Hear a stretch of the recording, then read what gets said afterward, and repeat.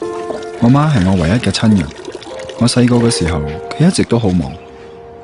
個衫洗好啦。哦，咁快嘅？係啊，趕住載我仔。哦，慢慢行喎。好。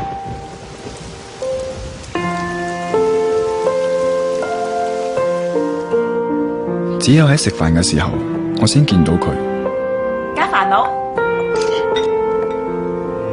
無論幾忙都好，佢都會陪我食飯。家煩。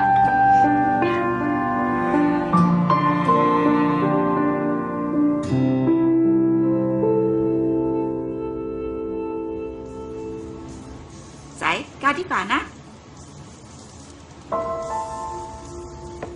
今晚返唔返嚟食飯啊？唔知啊。而家輪到我好忙，可以見面嘅時間就越嚟越少。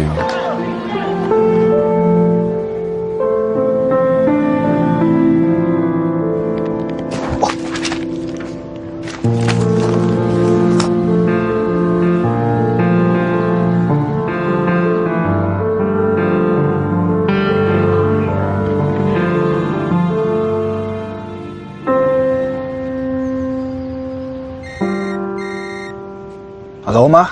今年返唔返嚟過年啊？好忙啊，遲啲先傾啦。OK 啦，我唔阻你啦。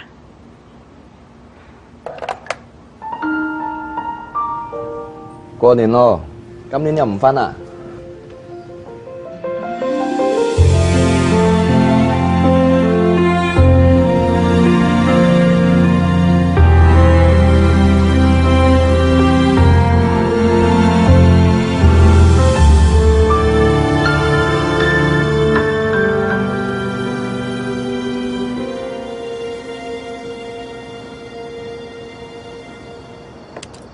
媽，